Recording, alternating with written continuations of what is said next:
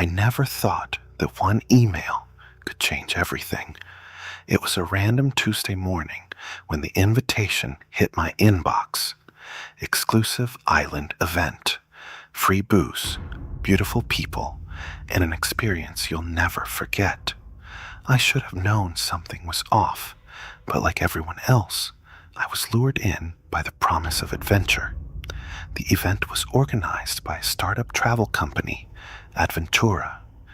Their deal was simple. They needed influencers to promote their tours, and we got an all-expense-paid weekend getaway in return. My friends Sarah, Jason, and Mike were all about it. Jason, the group's perpetual adrenaline junkie, couldn't stop talking about the island itself, an abandoned, semi-remote place a few miles off the coast that had a shady history. He was the type to dive into urban legends, and this island had one that made it famous: La Isla de los Muertos, the Island of the Dead. Apparently, the island had been a quarantine zone during some kind of plague centuries ago. The government burned the dead, but the locals swore some of the bodies didn't stay dead.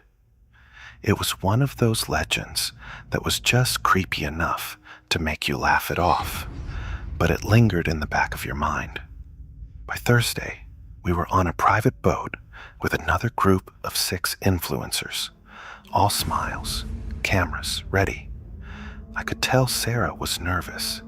She had that look, biting her lip, eyes scanning the horizon like she expected something bad to happen. Mike, ever the practical one, just shrugged.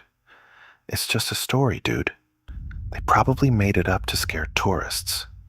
The island looked beautiful from a distance, with dense green forests and a small stretch of white sand beach where we were meant to dock.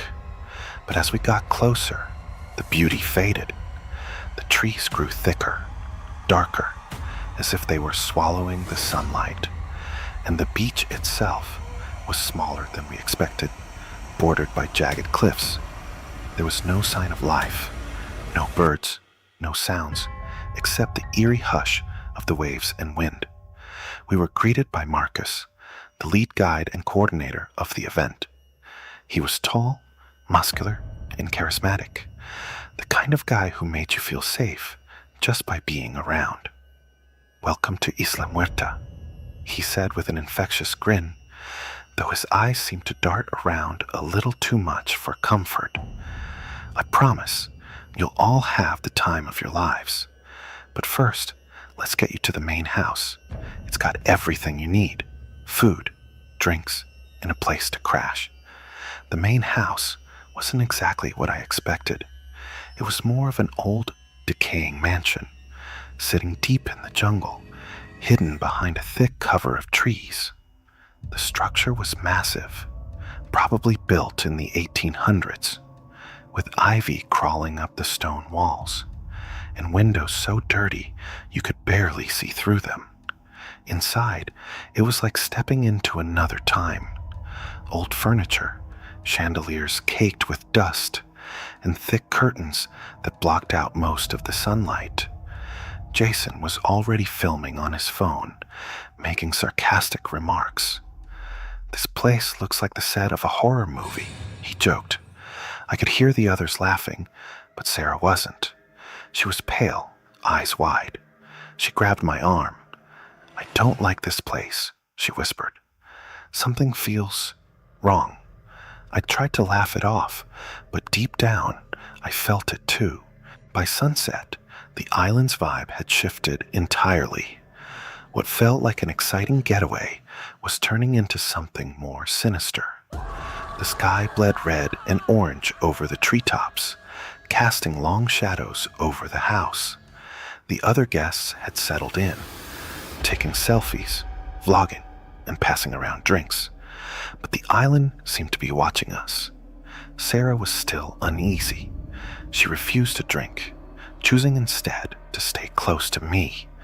I didn't mind. It gave me an excuse to keep my head clear. I could tell that Mike was trying to keep things light, cracking jokes, trying to draw attention away from the growing tension. But Jason was restless. "I heard there's an old cemetery not far from here," Jason said, pulling me aside. "You know the story, right? This place was a quarantine zone. They buried hundreds of bodies. Some say the spirits never left." "You want to go there?" I asked, incredulous. It was getting dark, and the thought of trekking into the jungle didn't exactly sound appealing. But Jason was relentless, and before I knew it, he, Mike, and a few others had roped me into it. Sarah flat out refused. "This is stupid," she said. "You guys shouldn't be messing with this stuff." But we went anyway. Stupidly, we left the comfort of the house, armed with only our phones and flashlights, thinking this was just another adventure. The jungle was denser than I thought, and within minutes, the mansion's lights were lost behind the trees. The air was thick with humidity, and every sound seemed amplified. The crunch of leaves underfoot, the distant call of animals we couldn't see. We found the cemetery just as the last bit of daylight slipped away. It wasn't much, a few cracked gravestones, overgrown with weeds. The ground was uneven, and the place reeked of decay. Jason was already in full exploration mode, filming everything and narrating like he was in a documentary. I was starting to feel uneasy. The air had a chill now, and it wasn't just the temperature. It was the kind of cold that made you feel like you were being watched. Suddenly, Jason froze. "Did you hear that?" he whispered. We all stopped, listening. There it was, a low, guttural sound, like something breathing in the darkness. Mike shone his flashlight toward the trees, but there was nothing, just shadows. "It's probably an animal," he said, but his voice wavered. Then the ground started to move. The moment the ground moved, my heart nearly stopped. It wasn't subtle, a ripple, like something shifting beneath the surface. Jason, always the daredevil, knelt down and brushed the dirt away with his hand. "Check this out," he whispered, voice full of excitement. There, half buried, was what looked like an old, cracked coffin, its wood rotting and splintered. I could feel the hair on the back of my neck standing up, and I took a step back. "Jason, don't," I said, but he wasn't listening. He grabbed a stick and wedged it under the lid, prying it open. The sound was awful, wood splintering, nails screeching against the wood. The lid flipped open, and we all stared inside, breath held. There was nothing, just empty, blackened wood. Jason let out a nervous laugh, but the rest of us weren't so quick to join in. "It's just an old coffin," he said, trying to sound cool. "Probably dug up by animals," but the ground kept moving. A low, deep rumble shook the earth beneath us, and this time it wasn't subtle. I stumbled back, almost losing my balance. Mike grabbed my arm, his face pale. "What the hell is going on?" he hissed. Jason stood, eyes wide, still staring at the empty coffin. "We should go," I said, my voice trembling. Now, before anyone could argue, we heard it, a sound I'll never forget, a wet, shuffling noise, like something dragging itself through the dirt. We all froze, flashlights darting toward the sound, but the jungle around us was too thick, the trees casting long shadows that made it impossible to see. Then, out of the corner of my eye, I saw movement. A figure, hunched and slow, stumbling between the trees. "Who's there?" Mike shouted, his voice echoing into the darkness. The figure didn't answer. It kept moving, sluggish, like it was injured or something worse. My heart raced as I realized the truth. It wasn't walking. It was shambling. Jason, always the brave one, took a step toward it, squinting through the dim light. "It's probably just one of the other guests messing with us," he said, but even he didn't sound convinced. Then the thing stepped into the light. It wasn't a guest. It wasn't even fully human anymore. Its skin was gray, peeling, hanging off its body in chunks. The eyes were milky, clouded over, and its mouth was twisted into a grotesque sneer. There was something wet and dark staining its shirt. Blood, but not fresh. Old, rancid. I couldn't move. I couldn't breathe. My brain refused to process what I was seeing. Zombies weren't real. They were fiction. But this thing, it was real. And it was coming toward us. Mike screamed first, breaking the trance. "Run!" he shouted. And suddenly, we were all sprinting, crashing through the jungle in a blind panic. I could hear Sarah's voice in the back of my mind, warning us not to go. But it was too late. Behind us, the shuffling grew louder. I didn't dare look back. Branches whipped at my face as we tore through the underbrush, our flashlights bouncing wildly. I could barely see where I was going, but the adrenaline kept me moving. Jason was ahead of us, leading the way, his breathing ragged but determined. "We have to get back to the house," he shouted over his shoulder. "We'll be safe there." I wasn't so sure. The island felt alive now, the jungle closing in around us, like it wanted to swallow us whole. Every shadow looked like another one of those things, lurking, waiting. My lungs burned. My legs screamed for me to stop, but I couldn't. Stopping meant death. After what felt like an eternity, we burst out of the trees and into the clearing where the mansion stood. But something was wrong. The house was dark. No lights, no sound. It looked even more decayed than before, like it had aged 100 years in the time we were gone. "Where's everyone?" Mike gasped, doubling over to catch his breath. Jason ran to the door, slamming his fists against it. "Marcus, open up. It's us." There was no answer. The silence was deafening. Sarah, who had refused to come with us, was nowhere to be seen. The other guests, gone. The house, which had been filled with life and noise just hours before, was now dead, cold. And then we heard it, a low moan, echoing from inside the mansion. Jason took a step back, shaking his head. No, no, no, no. The door creaked open on its own, revealing nothing but darkness beyond. "I'm not going in there," Mike whispered, his voice barely audible. But we didn't have a choice. From the trees behind us came more shuffling, more moaning. Whatever we had seen in the woods wasn't alone. And they were coming. We had no time to debate. Jason pushed the door open fully, and we rushed inside, slamming it shut behind us.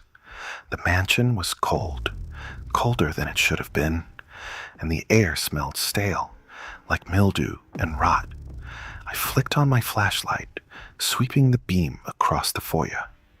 It looked the same as before, but there was a heaviness in the air now, an oppressive feeling like the walls were closing in. "We need to find Sarah," I said, my voice shaking.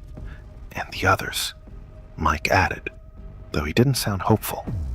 We moved deeper into the mansion, our footsteps echoing off the stone floors. The farther we went, the worse the smell became.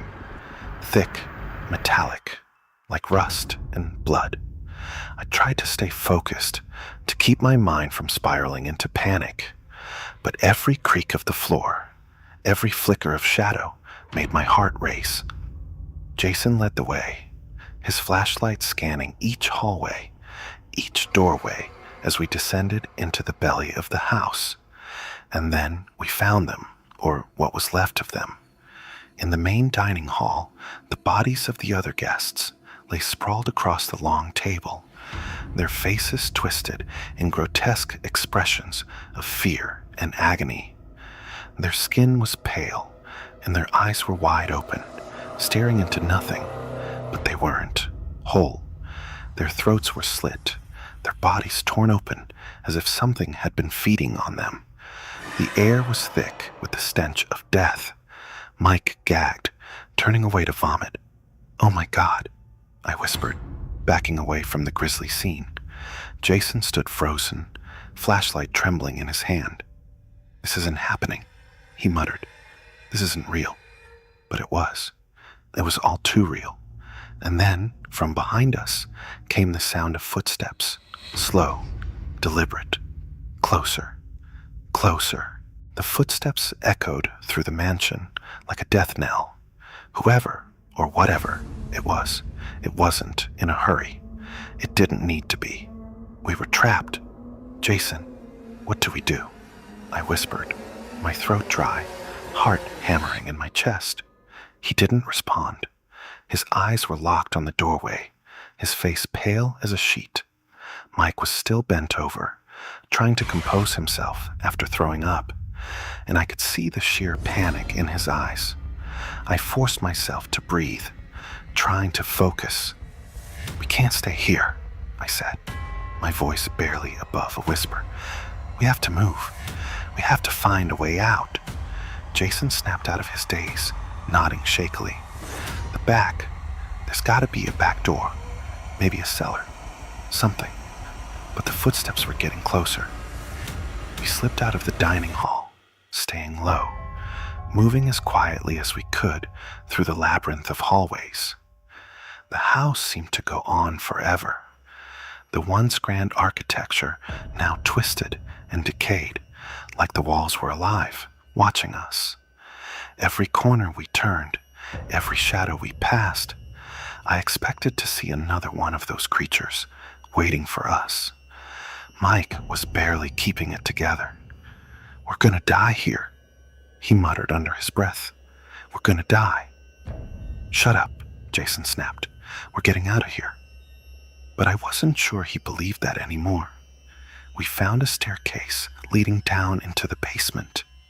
The air was colder here, damp and musty. My flashlight flickered as we descended, the steps creaking under our weight. At the bottom, the basement stretched out before us like a crypt, stone walls, old pipes, and scattered debris. It smelled like mold and something far worse. "This is a dead end," Mike hissed. "Why are we down here?" "We're not safe anywhere," I shot back. "At least down here, we might have a chance to hide." As we moved through the basement, something caught my eye. A heavy, rusted door at the far end of the room. "There," I whispered, pointing. "That might lead outside." Jason hurried over, tugging at the door handle. It wouldn't budge. "It's stuck," he muttered, pulling harder. And then the door opened on its own. We all froze for a long, agonizing moment. None of us moved. None of us breathed. The door creaked open, revealing nothing but darkness beyond. "I don't like this," Mike said, taking a step back. Jason shone his flashlight into the blackness beyond the door. "It's a tunnel," he said, voice trembling. "Maybe it leads off the island." I wasn't so sure. Something about that tunnel. It didn't feel right. The air that drifted out was wrong. Too cold, too still, like it hadn't been disturbed in centuries. "We don't have a choice," Jason said, stepping forward. Suddenly, a loud bang echoed from the staircase above, followed by a low, guttural moan. The sound of dragging footsteps followed. They had found us without thinking. We bolted through the tunnel, Jason leading the way, his flashlight barely cutting through the suffocating darkness. The walls were narrow, damp, and the air smelled worse the farther we went, like rot and decay. My lungs burned, but I kept running, fear driving me forward. Behind us, the moaning grew louder, and I could hear the unmistakable shuffle of feet. They're coming, Mike gasped. They're right behind us. Faster, Jason shouted. But the tunnel wasn't endless. It ended abruptly, and when Jason's flashlight fell on the far wall, I realized with horror that we were trapped. It's a dead end, Jason whispered, voice shaking. I spun around, trying to see how far back the creatures were. My flashlight flickered again, and for just a second, I saw them. 3, maybe 4 figures, shambling down the tunnel toward us, their eyes glowing faintly in the dark. There has to be a way out, I shouted, frantically feeling along the walls. My hands scraped against rough stone, splinters of wood, anything, but no exit, no way out. Mike collapsed to the floor, sobbing. This is it. We're dead. We're dead. Jason, in desperation, started slamming his fists against the wall, screaming in rage. No, I'm not dying here. And then, as if in answer, the wall shifted.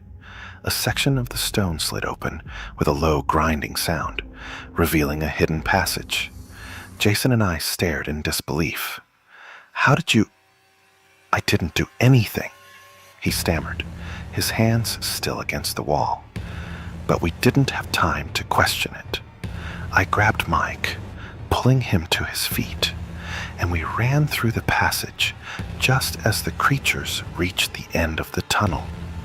The passage was narrow and winding, and I couldn't shake the feeling that we were being funneled somewhere, led deeper into the island. The air was thick, almost suffocating now, and I could feel something pulling at the edge of my mind, a darkness, something old and malevolent. This wasn't just an island, it was a trap. Suddenly, the passage opened up into a vast underground chamber. It was unlike anything I'd ever seen. Ancient, with stone altars and markings on the walls that I didn't recognize. No one ever found the bodies. When the Coast Guard finally arrived weeks later, they found the mansion abandoned, decayed, like no one had been there in years. The official report said we'd disappeared, assumed dead, victims of a boating accident. But I know the truth. The island is alive. It feeds on those who come to it, traps them, consumes them, turning them into something else, something that's neither alive nor dead. I don't know how I'm still here, how I escaped. Maybe I didn't.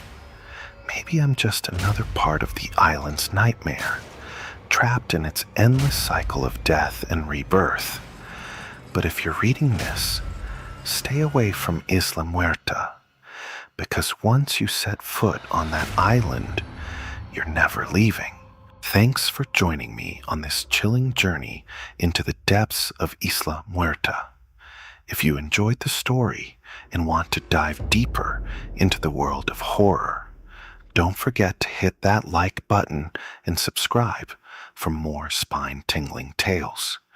Did you have a favorite moment? Or perhaps a theory about what really happened to the characters? Share your thoughts in the comments below. I love hearing from you.